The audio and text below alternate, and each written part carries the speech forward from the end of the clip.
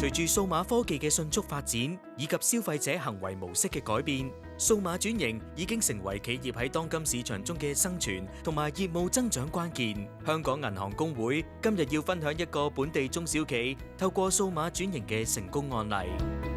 Rough and Fetch 拉夫寵物生活係從事寵物服務，當中包括寵物用品零售、專業寵物美容、水療、水中跑步機、寵物寄養服務，以及為毛孩去提供專車接送服務。我哋嘅日常運作涵蓋咗實體零售店同埋網店，面對住線上同埋線下嘅客戶。咁隨住業務發展啦，我哋發現交易結算量大增，咁人手成本同埋效率問題都隨之而嚟。為咗解決呢啲挑戰，我哋就同銀行去尋求協助。銀行建議我哋用綜合收款同埋交易管理服務，咁將傳統嘅現金同埋零散嘅支付流程去全面電子化。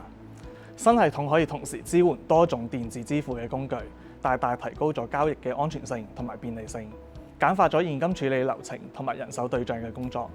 呢度都可以提供整體營運效率同埋準確性，令到我哋可以更加靈活咁樣滿足客戶嘅需求同埋迎合市場嘅變化。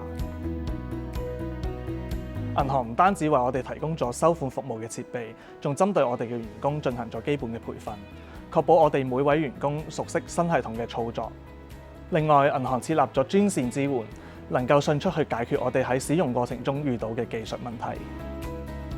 最重要嘅係，銀行定期提供收款結算帳戶報表，幫助我哋更加高效去管理財務，並且為未來嘅申請融資做好準備。現今中小企善用銀行及科技夥伴嘅方案，即可輕鬆實現營運數碼化，減省人手成本，同時提升客戶體驗，邁向高效及可持續嘅營運之路，增強競爭力。